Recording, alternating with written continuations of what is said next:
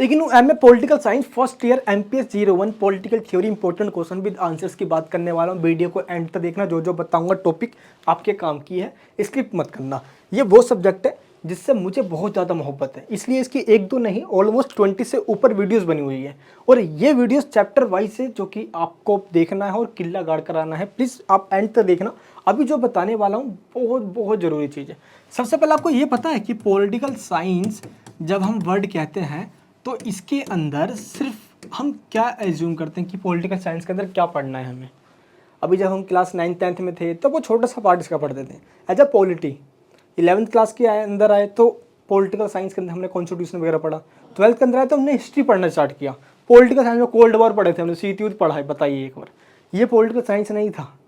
Political science क्या है actually में, क्योंकि वो तो जस्ट एक पॉलिटिकल साइंस का पार्ट था जो 12th 11th तक हम पढ़ते आए हैं। एमए में आ जाने के बाद आप एक्चुअली में जो पॉलिटिकल साइंस है वो पढ़ रहे होते हो। क्यों? क्योंकि पॉलिटिकल साइंस टोटल 4 पार्ट से बना हुआ है। इसका जो पहला पार्ट है वो है पीटी, इसको कहा जाता है पॉलिटिकल थ्योरी, जिसको हम इग्नू में कहते हैं एमपीएस 01। और इसी का अब आपका पेपर होने वाला है एमपीएस 01। क्लियर है यहाँ पे? तो आज तो मैं आपके इसके इंपॉर्टेंट क्वेश्चन बताने ही वाला हूँ। और पहले आपको ये भी समझ में आ जाना चाहिए क्या है भाई। दूसरा होता है पॉलिटी। पॉलिटी का मतलब यहाँ पे सिंपल है। क्या है पॉलिटी का मतलब? जिसमें आपका एमपीएस 02 का जो आपका पेपर था, एंड अब देखोगे एमपीएस 03, एमपीएस 01, एमपीएस 04, ये 4 ही है हमारे पास। तो पॉलिटिकल साइंस के अंदर 4 पार्ट्स होते हैं, एक पॉलिटिकल थ्योरी और एक पॉलिटी, जिसमें आपने पढ़ा था डेवलपमेंट एंड डेमोक्रेसी वाला सब्जेक्ट आपका, वही पॉलिटिकल यानी कि एमपीएस 03 आपका हो गया। ठीक है, अब इसके बाद कौन सा आता है सब्जेक्ट? हमारा आता है आईआर। आईआर का मतलब एमपीएस 02, डेट मीन्स आपका जो इंटरनेशनल रिलेशन वाला है। एंड इसके बाद आता है हमारा कंपैरेटिव पॉलिटिक्स, अंतर्राष्ट्रीय संबंध हो गया, भारत में लोकतंत्र, ये वाला हो गया हमारा। एंड ये हो गया राजनीतिक सिद्धांत वाला। ठीक है, पॉलिटिकल थ्योरी। ये है कंपैरेटिव पॉलिटिक्स, तुलनात्मक राजनीति, एमपीएस 04, जिसका एग्ज़ाम आपका होने वाला है 3 अगस्त को। क्लियर है? चलिए, तो ये चारों सब्जेक्ट आपको समझ में आ गए हैं। अब इनके अंदर आपने जो पढ़ा है वो तो आपको समझ में आ गया है। ये सब्जेक्ट इन तीनों से थोड़ा हटकर है। इसके अंदर हम कोई सिस्टम नहीं पढ़ने वाले, इसके अंदर थिंकर्स के व्यूज़ पढ़ने वाले हैं कि भाई स्टेट्स हैं तो स्टेट क्यों बना, अगर कानून है तो हम कानून को क्यों फॉलो करते हैं, राइट्स का मतलब क्या होता है, ये जस्टिस का मतलब क्या होता है, इक्वालिटी का मतलब क्या होता है। ऐसे ऐसे कंसेप्ट पढ़ने वाले हैं। क्या पढ़ने वाले हैं हम?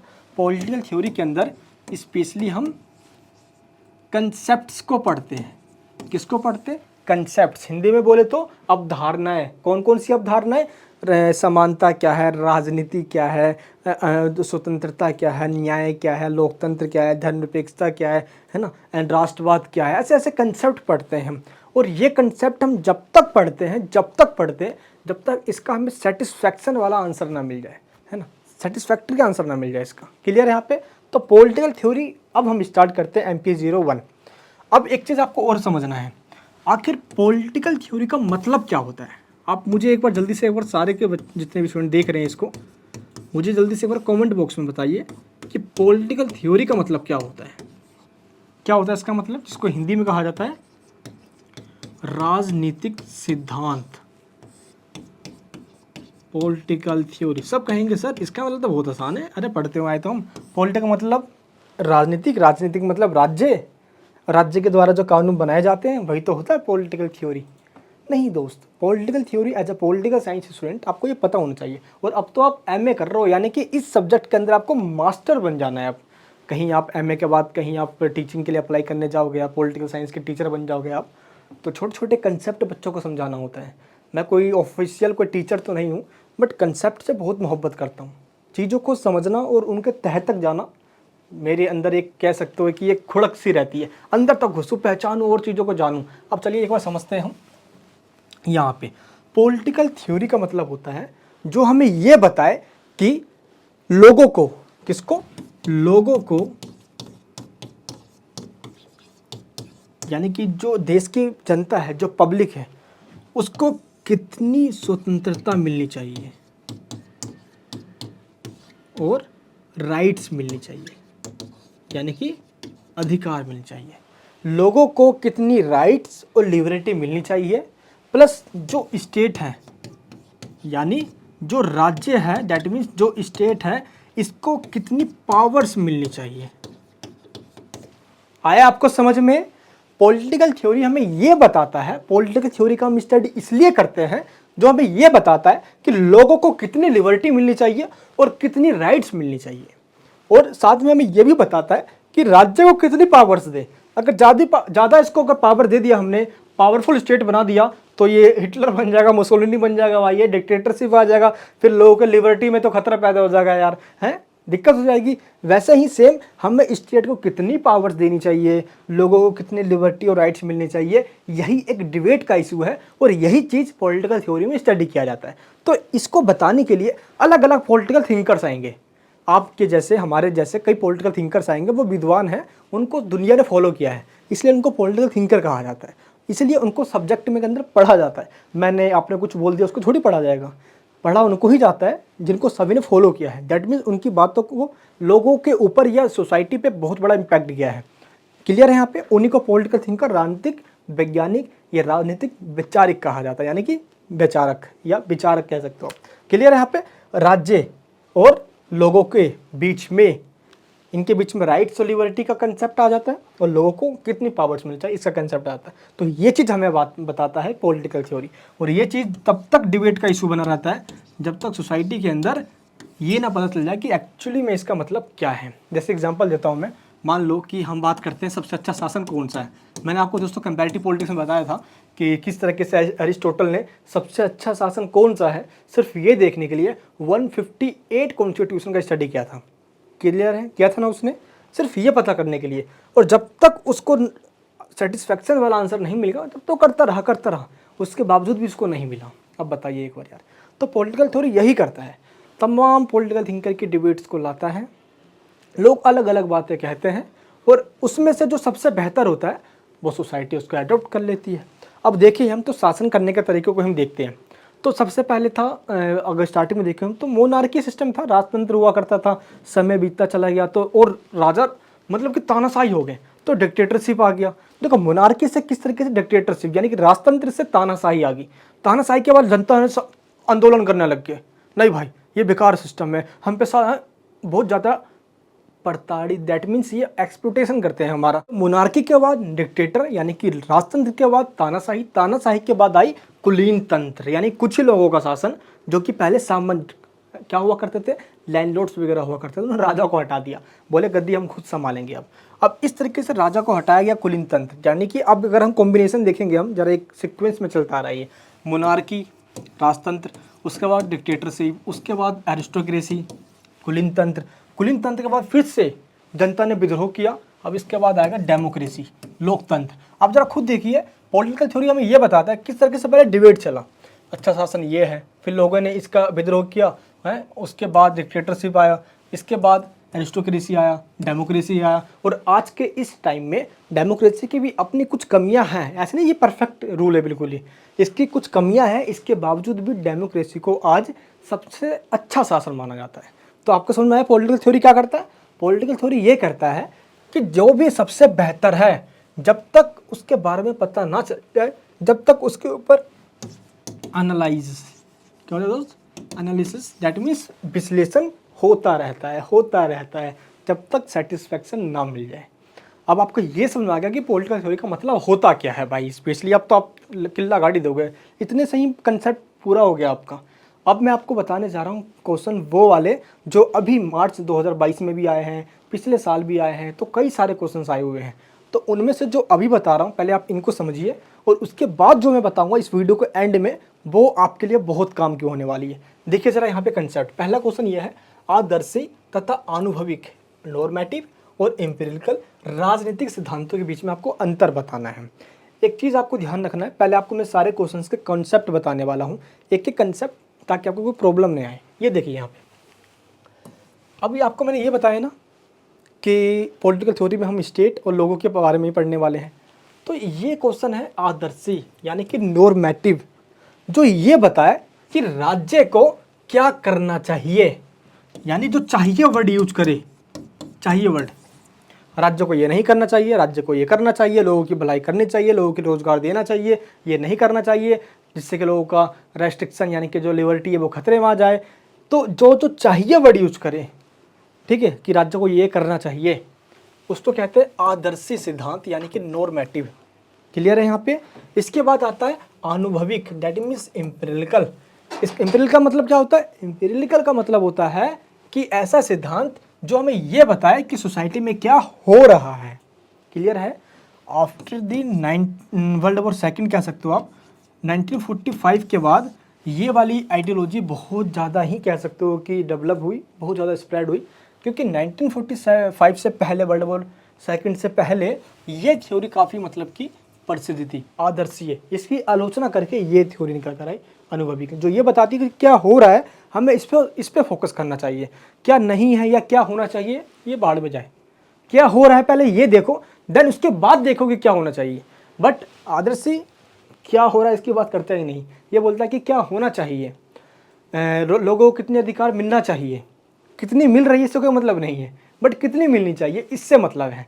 कंसेप्ट समझ में आ गया, पूरी टॉपिक समझ में आ जाएगी, इसलिए पहले मुझे कंसेप्ट समझाना होगा आप सभी को। क्लियर है यहाँ पे। तो नॉर्मेटिव हो गया यहाँ पे और एम्पिरिकल हो गया यहाँ पे। क्लियर है यहाँ पे, एम्पिरिकल और नॉर्मेटिव।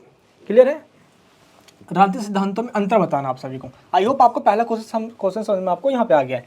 अब मैं आपको सेकंड बताता हूँ। पहले समानता और स्वतंत्रता के बीच जो संबंध है या कह सकते हो कि जो डिफरेंसेस है आपको वो बताना है। किसमें? इक्वालिटी और लिबर्टी के बीच में। इक्वालिटी और लिबर्टी क्या होता है मैं अभी आपको बताने वाला हूँ। क्वेश्चन का कंसेप्ट समझ में आ गया, इसमें कोई दिक्कत तो नहीं है। यहाँ पे अंत संबंधों लिखा है। अंत संबंधों का मतलब क्या होता है यहाँ पे कि इनके बीच में जो संबंध है, इंटर रिलेशन है, वो बताना है। तो इसका मतलब क्या हुआ? आप संबंध बताने लग जाओगे भाई। देखो सिंपल है, एक सिक्के के दो पहलू होते हैं, है? एक हाथ से ताली नहीं बज सकती, तो सेम यही है समानता स्वतंत्रता। एक सिक्के के दोनों एक ही पहलू है, मतलब कह सकते हो आप। प्लस इसके बिना ये अधूरा है, इसके बिना ये अधूरा है, तो दोनों चीज़ ज़रूरी है। इसके बारे में अभी मैं डीपली बताने जा रहा हूँ। अभी पहले कंसेप्ट समझ जाइए। जो थर्ड क्वेश्चन है वो है जॉन रोल्स के न्याय के सिद्धांत की व्याख्या कीजिए। यानी दोस्तों जॉन रोल्स है, वेस्टर्न थिंकर है, इसने अपनी book a theory of justice, a theory of justice 1971 में इसकी बुक आई। और इस बुक के अंदर अपनी इसने जस्टिस के ऊपर थ्योरी दी है। आखिर न्याय का मतलब क्या होता है ना। इसके लिए न्याय का मतलब कुछ अलग है, अलग अलग थिंकर्स आएंगे। आपके लिए कुछ अलग न्याय का मतलब हो सकता है, मेरे लिए कुछ अलग हो सकता है, तो सबका मतलब अलग अलग होगा। तो क्वेश्चन में पूछा गया जॉन रोल्स का न्याय का सिद्धांत क्या था। स्पेशली जो उसने थ्योरीज दी है, मैं नहीं चाहता कि आपको हल्के में बताऊँ, डीपली बताना चाहता हूँ। तो पहले तो उसने ये कहा कि सभी को लिबर्टी मिलना चाहिए, सभी को इक्वलिटी मिलना चाहिए, और सोसाइटी में जो सबसे बैकवर्ड है उसको मैक्सिमम मिलना चाहिए। सिंपल, मिनिमम को मैक्सिमम मिलना चाहिए। मान लो जो गरीब है और जो गरीब में भी सबसे गरीब है उनको ज़्यादा मिलना चाहिए। यही एक्चुअली में जस्टिस होगा। कौन कहता है? ये जॉन रोल्स कहता है। ये सिंपल मैं भी कंसेप्ट बता रहा हूँ, आप सिर्फ ये 2 वर्ड से या 3 वर्ड से आप पूरा 3 पेज नहीं भर पाओगे, इसलिए मैं पहले कंसेप्ट समझा रहा हूँ। आपको ये चीज़ समझ में आ गया कि जॉन रोल्स ने क्या कहा है। लिबर्टी सबको मिलना चाहिए, इक्वलिटी सबको मिलना चाहिए, और मिनिमम को मैक्सिमम मिलना चाहिए। जिसके पास न्यूनतम है उसको अधिकतम मिलना चाहिए। यही जस्टिस है जॉन रोल्स के अकॉर्डिंग। अब आ जाते हैं अपने फोर्थ वाले क्वेश्चन पे। ये क्वेश्चन जो है थोड़ा सा अटपटा सा लगता है और स्टूडेंट्स इसमें गलती करके आ जाते हैं। तो क्यों ना मैं पहले फोर्थ क्वेश्चन को आपको पहले डीपली में थोड़ा समझा दूँ, जो कि मैंने पहले भी नहीं समझाया हुआ है। चलिए मैं पहले फोर्थ क्वेश्चन को डीपली में समझाता हूँ, उसके बावजूद क्योंकि यहाँ पे कुछ क्वेश्चन हैं जो मैं बताने वाला हूँ। या एक काम करता हूँ दोस्त, फोर्थ क्वेश्चन पे रुक जाते हैं अभी हम, और इसको मैं पहले समझा देता हूँ। क्वेश्चन क्या था कि फ्रैंकफर्ट स्कूल का मतलब क्या है। ये कोई स्कूल है क्या जहाँ पे बच्चे पढ़ने जाते होंगे? तो पॉलिटिकल थ्योरी में इसका क्या मतलब है, ये कोई स्कूल? थोड़ा चलिए पहले समझते हैं। ये है कार्ल मार्क्स, और मुझे पता है कि आपको ये बहुत अच्छे से पता है टॉपिक, कई बार हमने इसका चर्चा किया है और कई बार मैंने आपको समझाया कार्ल मार्क्स के बारे में। दुनिया के सभी मजदूरों एक हो जाओ और पूंजीपति यानी कि जो कैपिटलिस्ट है उनकी रिसोर्सेज को छीन लो, चाहे कुछ हिंसा या वॉयलेंस को न करना पड़ जाए, और स्टेट के ऊपर फार्मर्स और लेबर्स का अधिकार हो जाए, जिससे कि जो अमीर और गरीब का जो फासला है वो ख़त्म हो जाए। एक्चुअली में दोस्त हुआ क्या था कि इंडस्ट्रियल रेवोल्यूशन के बाद ये अमीर गरीब का खाई बहुत ज़्यादा बढ़ गया था। तो कार्ल मार्क्स जर्मनी का रहने वाला था और इसने झेला था, यूरोपियन कंट्रीज में सबसे पहले आया था ब्रिटेन के अंदर इंडस्ट्रियल रेवोल्यूशन। तो वहीं पे सबसे ज़्यादा ये अमीरी गरीब का फासला बढ़ने लग गया। तो उसके बाद कार्ल मार्क्स ने दिया मुक्ति यानी कि इमांसिपेशन का सिद्धांत, यानी कि लोगों को इन गरीबी से, महामारी से, शोषण से, एक्सप्लोटेशन से मुक्ति चाहिए। और इसी मुक्ति के सिद्धांत को कार्ल मार्क्स ने सोशलिज्म यानी कि समाजवाद, कम्युनिज्म यानी कि साम्यवाद का नारा दिया। और ये समाजवाद लाना चाहता है सोसाइटी के अंदर, यानी कि सभी में समानता, और राज्य के ऊपर लेबर्स और फार्मर्स की सरकार बनाना चाहता है। पूंजीपति को रिसोर्सेज को छीनकर सभी में इक्वली डिस्ट्रीब्यूट करना चाहता है। ये चाहता है क्लासलेस सोसाइटी बने, यानी कि सोसाइटी में कोई अमीर गरीब का कोई क्लास नहीं होनी चाहिए, पहला सिद्धांत। दूसरा चाहता है ये स्टेटलेस सोसाइटी हो। स्टेटलेस मतलब कोई स्टेट नहीं होनी चाहिए, क्योंकि ये स्टेट अमीरों का साथ देते हैं, इसलिए क्लासलेस सोसाइटी, स्टेटलेस सोसाइटी। जब क्लासलेस सोसाइटी होगी उसको सोशलिज्म कहेंगे, समाजवाद। और जब क्लासलेस के बाद जो स्टेटलेस सोसाइटी होगी हम उसको कहेंगे कम्युनिज्म यानी कि साम्यवाद। ये कहना है कार्ल मार्क्स का। तो यहाँ पे ये जो कार्ल मार्क्स ने कहा कि अमीरी गरीब का जो खाई बढ़ता जा रहा है, हमें इसको बराबरी में लाना है, सोसाइटी के अंदर जो प्रोडक्शन के सोर्सेस हैं, means of production, plus society में या स्टेट के अंदर जितने भी इंडस्ट्रीज़ हैं उन सभी के ऊपर स्टेट का कंट्रोल होना चाहिए, क्योंकि स्टेट सही से चीज़ों को डिस्ट्रीब्यूट करेगी और कहीं पे भी शोषण बढ़ने नहीं देगी, ठीक है। और जब लोग खुद शासन करना सीख जाएंगे तो स्टेट को ख़त्म कर देंगे, लोग शासन खुद ही चलाएंगे। कार्ल मार्क्स ने ऐसा कह दिया, ठीक है। यानी कि गवर्नमेंट कंट्रोल इकोनॉमी होनी चाहिए, प्राइवेट कंट्रोल नहीं होनी चाहिए, कार्ल मार्क्स ये कहता है। तो जिस तरीके से कार्ल मार्क्स ने ये कह दिया, लेकिन भाई ये तो कोई अमर तो है नहीं भाई, कार्ल मार्क्स तो कभी मरेगा ही ना यार। तो कभी मरेगा तो इसकी विचारधारा कोई तो आगे लेके जाएगा ही। जैसे मैं एग्जाम्पल देता हूँ, मान लो कि मैं हूँ, जब मेरी शादी हो जाएगी तो मेरा दोस्तों है एक बच्चा भी हो जाएगा, तो उसके बाद मैं तो यही चाहूँगा यार कि कम से कम मेरे जो गुण है मेरे बच्चे में आए। जैसे मैं ओपन स्टूडेंट वालों को सबसे ज़्यादा हेल्प करता हूँ, क्योंकि मुझे उनसे बहुत मोहब्बत है। मैं जानता हूँ कि उनकी वर्निंग प्रॉब्लम क्या है, जॉब करते हैं, पढ़ाई के बिल्कुल टाइम नहीं मिलता, एग्ज़ाम के ठीक 1 से 2 दिन पहले मुझे कुछ ऐसा टॉनिक मिल जाए कि बस ये पढ़ के जाऊँ एग्ज़ाम में आ जाए। और जब आप कमेंट्स करते हो ना, जब आपकी हेल्प हो जाती है तो वो चीज़ आपके दिल से निकलती है, और जो आपके बातें दिल से निकलती है वो मेरे दिल में आके लगती है, और मुझे बहुत अच्छा लगता है कि धरती पर आने का मकसद ही पूरा हो गया है। सच बताता हूँ दोस्त, आप सभी कमेंट्स करते हो, मुझे आपकी हेल्प करना बहुत पसंद है। दुनिया में मुझे कोई लाके 100 करोड़ भी दे देना, ले भाई तो ये जॉब कर ले, 100 करोड़ पे दे रहा हूँ मैं उसको ठुकरा दूंगा, क्योंकि आपका जो यहाँ पे मुझे प्यार मिलता है, मुझे इससे बड़ा और कुछ है ही नहीं मेरे लिए। बस मेरे लिए सिर्फ इतना ही है, चाहे आप देखो 100 जने ही देखो, 200 जने देखो, बस इनफ है मेरे लिए। लेकिन बस आपका प्यार यहीं बरकरार रहे। तो मैं ये चाहूँगा कि जिस तरीके से मैंने किया, मैं चाहूँगा भाई मेरा बेटा भी ऐसे ही करे, है, बहुत बच्चों की हेल्प करे आगे चल के, है, यही तो चाहूँगा ना कि यानी कि जो मेरा जो अवतार है, जो न्यू अवतार लेगा मेरा बेटा ले ले, और आगे चल के भाई कंटिन्यू करे इस चीज़ को। हम जो आए हैं धरती पर जाएंगे कि ना दिन भाई, तो हम भी यही चाहेंगे। वैसे ही कार्ल मार्क्स का जो न्यू अवतार है वो एक नए लोगों ने ले लिया, जिसको कहा गया फ्रैंकफर्ट स्कूल। फ्रैंकफर्ट स्कूल एक लोगों का समूह है। किन लोगों का समूह है? ये सोशल रिसर्चर, जो सोसाइटी के अंदर जो रिसर्च करते हैं, ये उनका एक ग्रुप है जिसके अंदर फिलोसफर भी शामिल है। फिलोसफर मतलब जो ये बताते हैं कि सोसाइटी में क्या होना चाहिए, कौन सी व्यवस्था ठीक है, लोगों के लिए क्या सही है क्या गलत है, ये सभी चीज़ें बताते हैं। तो ये एक सोशल ग्रुप है, किसका? सोशल रिसर्चर और फिलोसफर्स का। क्लियर है यहाँ पे? ये कब बना था? ये 1923 में बनाया गया था। किसके द्वारा बनाया गया था? मैक्स होरखीमर के द्वारा। किसके द्वारा? मैक्स होरखीमर के द्वारा, इसके द्वारा बनाया गया था ये। लेकिन आगे चल के ऑफिशियली तरीके से 1929 के अंदर इसने अपने आप को बहुत ज़्यादा एक्सपेंशन कर लिया, पूरे यूरोपियन सोसाइटी में फैल गया ये। क्योंकि ये कार्ल मार्क्स का न्यू अवतार है, इसलिए जो कार्ल मार्क्स की थ्योरी है, ये कार्ल मार्क्स की जो आइडियोलॉजी है, उससे ये कहीं ना कहीं मिलती जुलती है। लेकिन इसने पूरे तरीके से कार्ल मार्क्स की थ्योरी को नहीं अपनाया, क्योंकि कार्ल मार्क्स ने ये कहा था कि सोसाइटी में इक्वलिटी लाने के लिए हमें वायलेंस भी क्यों ना करना पड़े, करेंगे, लेकिन स्टेट के ऊपर फार्मर्स और लेबर्स का अधिकार होना चाहिए। लेकिन इन्होंने कहीं भी वायलेंस की बात नहीं करी। इन्होंने ये कहा कि कार्ल मार्क्स की इक्वलिटी की बात बिल्कुल ठीक है, बट वायलेंस की बात गलत है, इसलिए ना वायलेंस वाली बात को रिजेक्ट कर दिया। और इनका क्या कहना है? दो इनका गोल है, बिल्कुल दो गोल्स है, दो लक्ष्य हैं इनका। पहला लक्ष्य समाज के आलोचक, ये सोसाइटी के आलोचक हैं। किस तरीके से आलोचक है? याद करो, एक ऐसा टाइम था जब यूरोपियन कंट्रीज़ के अंदर राजाओं का अधिकार हुआ करता था, राजा महाराजाओं का चला करता था। जैसे कि लुई 16वां की बात करता हूँ मैं, फ्रेंच रेवोल्यूशन के अंदर उसको हटाया गया। क्यों? क्योंकि वो अपनी बीबी के चक्कर में इतना दीवाना हो गया था, पता नहीं यार क्या करता था, बड़े से महल में, बहुत बड़े महल में रहा करता था, बीबी उसकी मस्त लगती थी। लेकिन ऐसा बता रहा यार, मैंने उसकी पिक्चर्स में देखी है, काफ़ी फोटोज वगैरह मस्त लगती थी। लेकिन दिक्कत क्या था कि हैवी टैक्स वो पब्लिक पे लगाया करता था और खूब टैक्स लिया करता था, अपनी अय्यासी में जनता का इतना एक्सप्लोटेशन कर रहा था। अब होना क्या था? एंड में जनता खड़ी हुई, इसका एक्सप्लोटेशन हुआ। जनता का तो भाई पता यार कब तक झेलेगी जनता भी। लो भाई विद्रोह हो गया, इसको फ्रेंच रेवोल्यूशन कहा गया। 1789 में जब फ्रेंच आज़ाद हुआ है वो गणतंत्र बना। तो यहाँ पे यही कह रहा है कि सोसाइटी के अंदर काफ़ी एक्सप्लॉइटेशन हुआ करता था यूरोपियन सोसाइटी के अंदर। तो ये इसके आलोचक थे, सोसाइटी में कोई भी एक्सप्लॉइटेशन नहीं होना चाहिए आम पब्लिक का, पहली चीज़। दूसरी, इनका जो मेन जो गोल है, दूसरा गोल क्या है, वो क्लासिकल सिद्धांतों से असहमत है। ये क्लासिकल मतलब होता है पुराने प्राचीन जो लंबे समय से चला आ रहा है। कौन कौन से सिद्धांत? फासिज्म और कैपिटलिज्म, ये इनका भी विरोध करते थे। कैपिटलिज्म सोसाइटी के अंदर अमीर गरीब का फासला बढ़ाते जाता है ना। पूंजीपति लोग, पैसे वाले, अंबानी, अडानी, ऐसे ऐसे लोग, है ना। एंड फासिज्म, ये स्टेट को सबसे ऊपर रखता है। स्टेट के सामने अगर कोई भी क्रिटिसाइज कर दे स्टेट का तो ये मौत के घाट उतार देता है। मुसोलिनी इटली में भूल गए क्या मेरे दोस्त? तो ये फासिज्म, कैपिटलिज्म, इन सब का विरोध करता है। ये कौन है? फ्रैंकफर्ट स्कूल के जो एक आइडियोलॉजी है, ये एक पॉलिटिकल आइडियोलॉजी इसको कह सकते हो आप।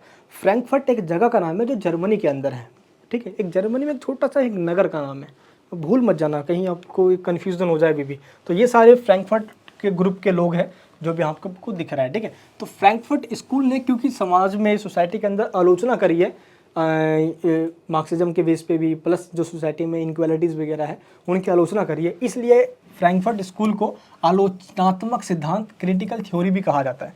एग्जाम के अंदर फ्रैंकफर्ट स्कूल यानी कि फ्रैंकफर्ट स्कूल पूछ लिया जाए तो बच्चे बता देंगे।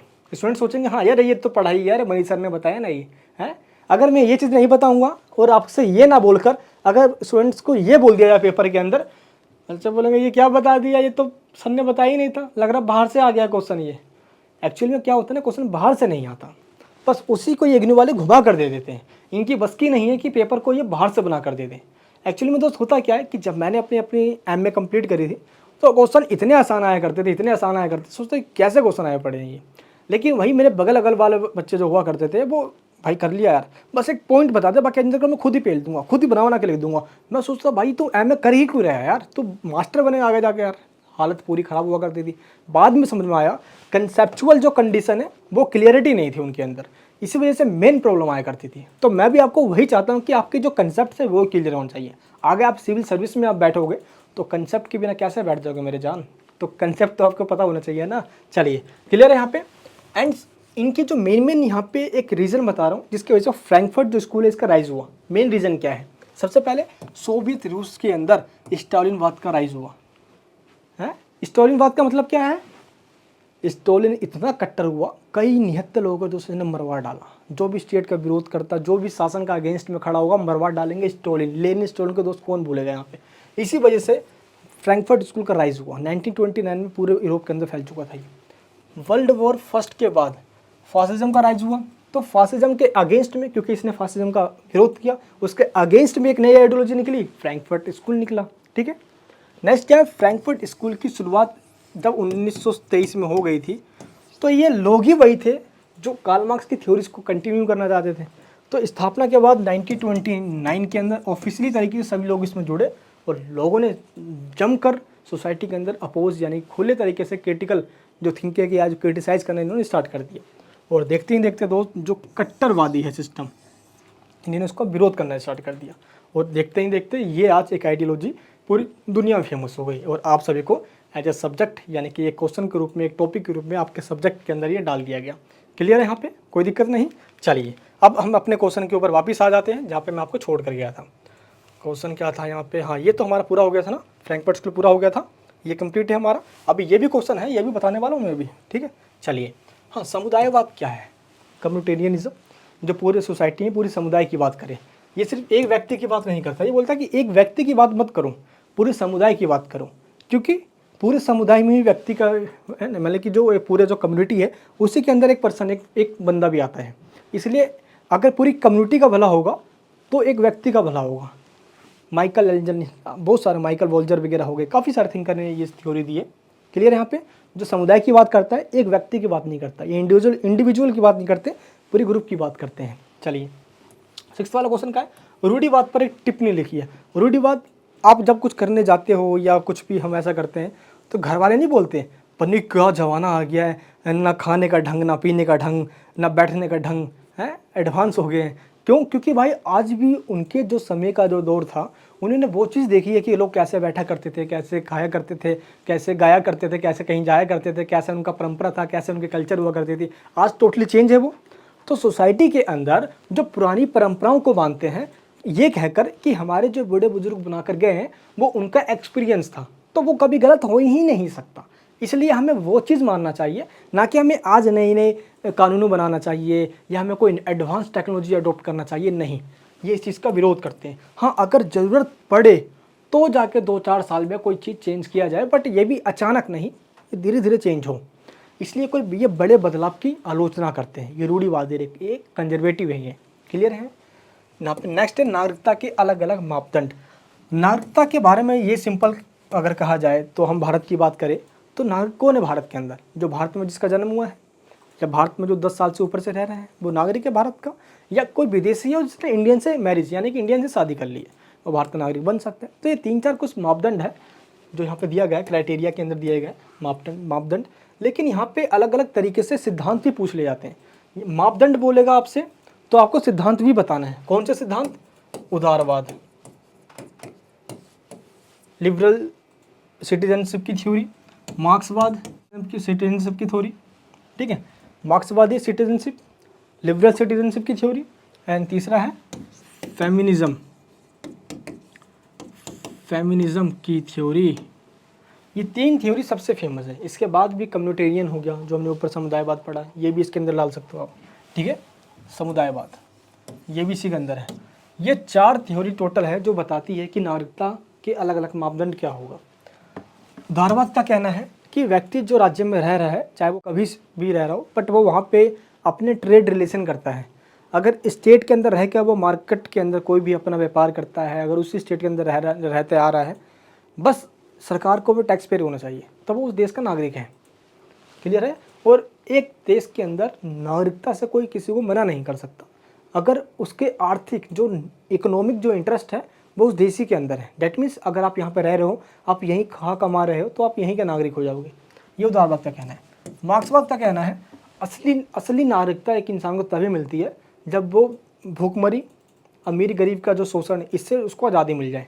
अदरवाइज इसके सिवाय नागरिकता नहीं होती।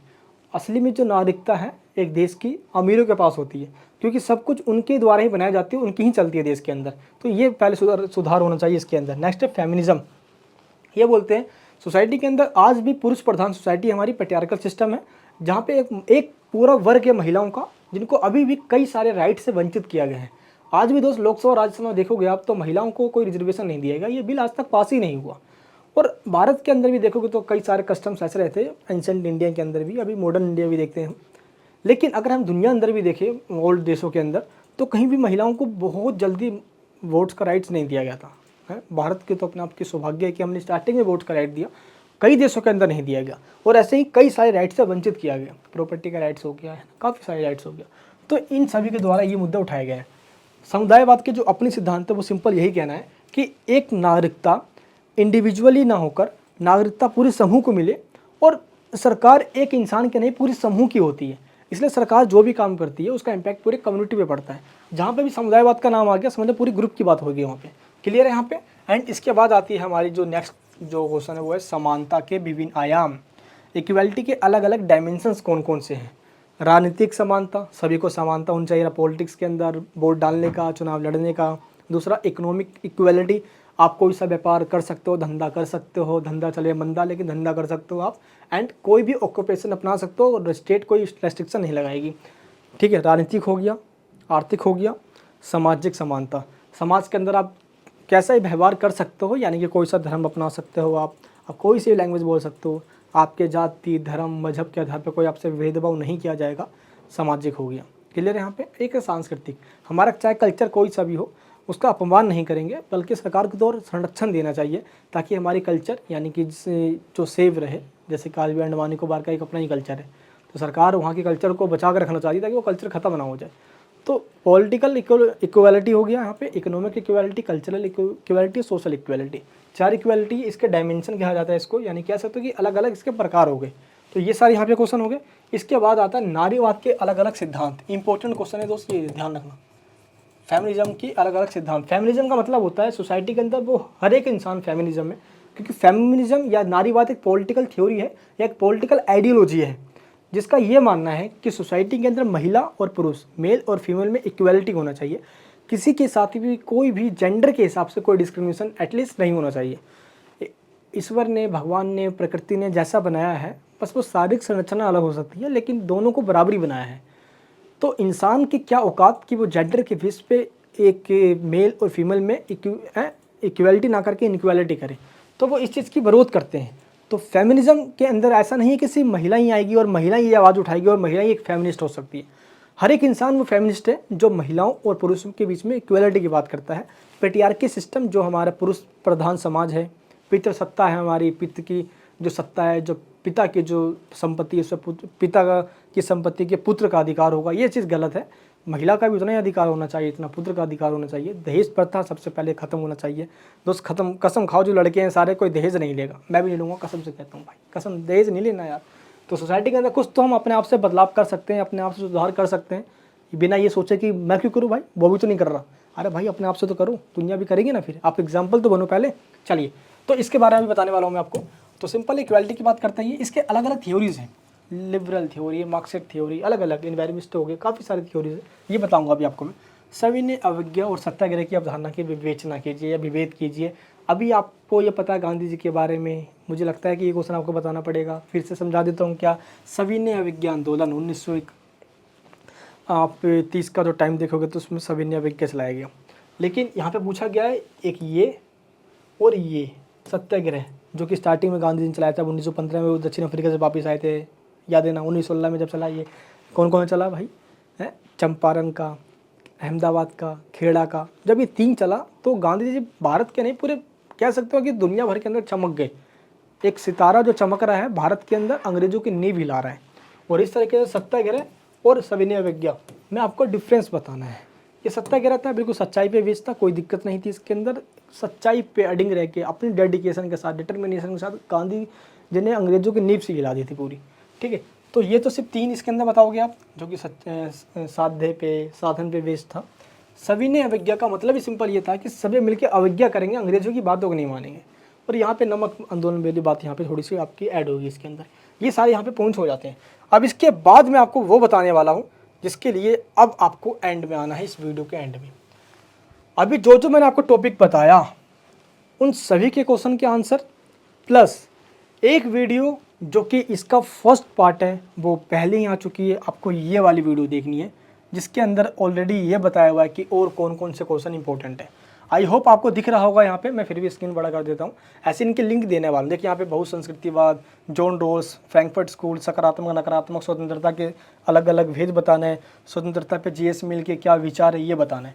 तो सबसे पहले आपको क्या करना है, डिस्क्रिप्शन बॉक्स के अंदर आपको एक लिंक मिलेगा MPS 001 political theory playlist link. क्या मिलेगा, ये लिखा होगा और लिखा होगा प्लेलिस्ट लिंक। आप जैसे उस पर क्लिक करोगे आपके सामने दोस्त ये निकल कर आ जाएगा।